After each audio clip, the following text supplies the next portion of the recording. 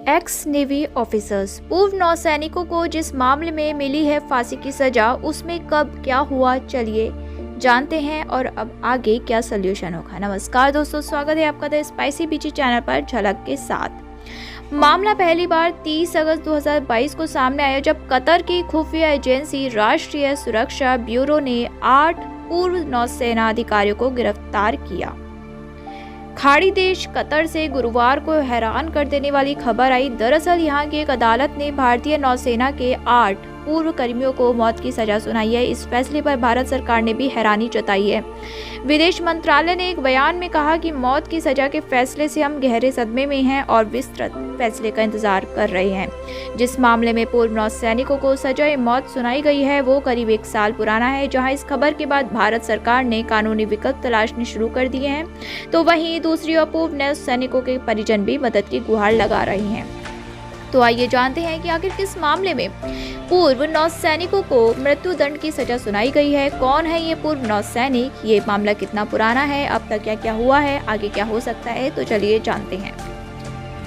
Qatar की राजधानी दोहा में अल दहरा कंपनी के 8 सेवानिवृत्त भारतीय कर्मचारियों को मौत की सजा सुनाई गई है। ये फैसला कतर के कोर्ट ऑफ फर्स्ट इंस्टेंस द्वारा सुनाया गया है। इन सभी पर पनडुब्बी कार्यक्रम पर कथित रूप से जासूसी करने का आरोप लगाया गया था। हालांकि कतर ने कभी इस बारे में सार्वजनिक रूप से कुछ नहीं कहा।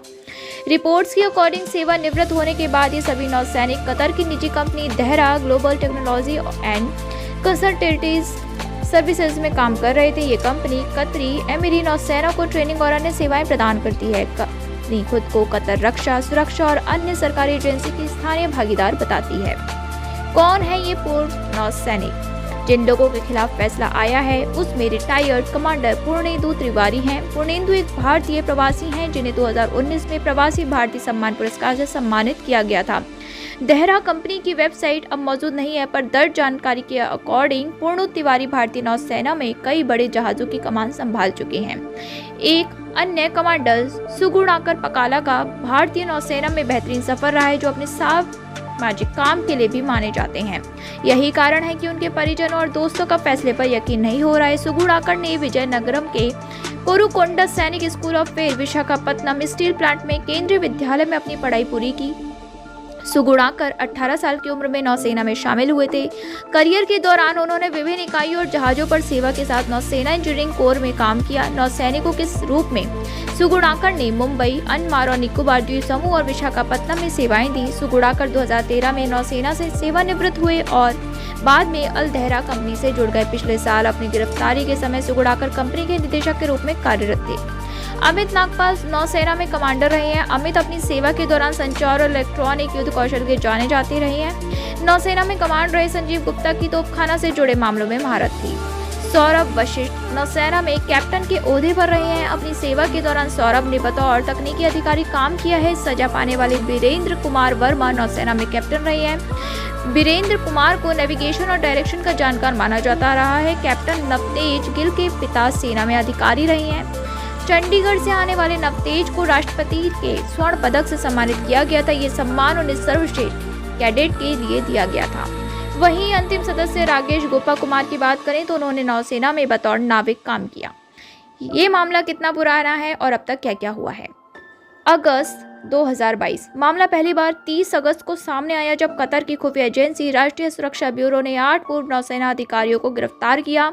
उन्हें बिना किसी आरोप के हिरासत में लिया गया और एकांत कारावास में भेज दिया गया था। हालांकि मीडिया रिपोर्ट में कहा गया था कि उन पर जासूसी का आरोप लगाया गया था। सितंबर 2022 जेल में बंद अधिकारियों की ओर से पहली बार जमानत याचिका दाखिल की गई, जिसे खारिज कर दिया गया।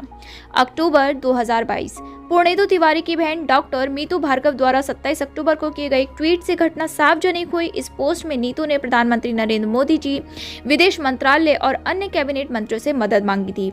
नवंबर 2022 8 पूर्व अधिकारियों के परिवार वालों ने दोहा में भारतीय दूतावास के अधिकारियों से मुलाकात की। इसके बाद भारतीय दूतावास ने कहा था कि वो कतर में भारतीय नागरिकों के किसी भी जरूरी काउंसलर मुद्दे या शिकायतों का निवारण करने के लिए रेडी हैं। जनवरी 2023 कतर में भारतीय राजदूत दीपक मित्तल ने 8 पूर्व भारतीय नौसैनिक अधिकारियों से मुलाकात की थी। मार्च 2023 भारतीय नौसेना के 8 पूर्व सैनिकों के खिलाफ 25 मार्च को आरोप दर्ज किए गए थे। इसी बीच पहली सुनवाई हुई जिसमें मामले के लिए नियुक्त बचाव पक्ष के वकील भी शामिल हुए। जून 2023 मामले में दूसरी बार सुनवाई हुई। अक्टूबर 2023 इस साल 1 अक्टूबर को कतर में राजदूत दीपक मित्तल ने जेल में बंद लोगों से मुलाकात की।